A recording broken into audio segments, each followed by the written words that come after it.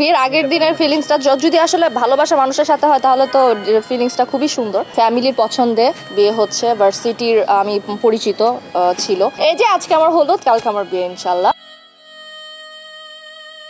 ভালোবাসার মানুষের সাথে যদি বিয়ে হয় তাহলে ফিলিংসটা থাকে অন্যরকম।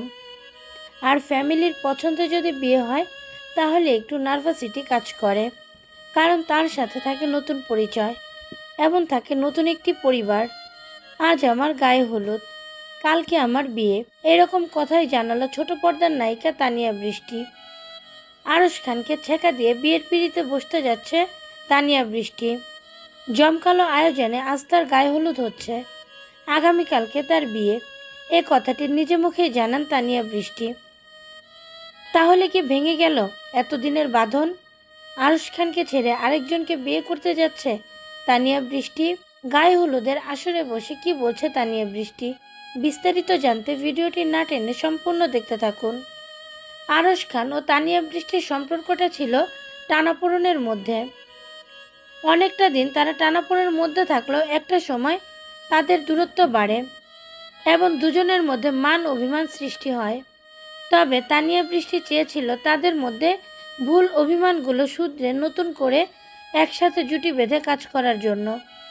হয়তোবা এমনটা চায়নি আরশ খান, তাই তো তাদের পর্দাসহ বাস্তব জীবনেও আর একসাথে দেখা যায়নি।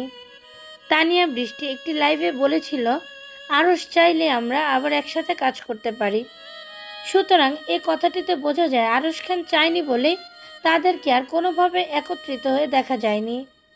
ইদানিং তানিয়া বৃষ্টি নাটকের কাজ নিয়ে ব্যস্ত। এর মধ্যেই দেখা গেল বিয়ের পিঁড়িতে বসেছে তানিয়া বৃষ্টি। আসলে কি তানিয়া বৃষ্টি সত্যি সত্যি বিয়ে হচ্ছে? আর আসলে কি আরশ খানকে ভুলে গিয়ে তানিয়া বৃষ্টি অন্য কাউকে বিয়ে করছে? না, এরকম কোনো বিষয় না। আসলে এটা ছিল একটি নাটকের শুটিং।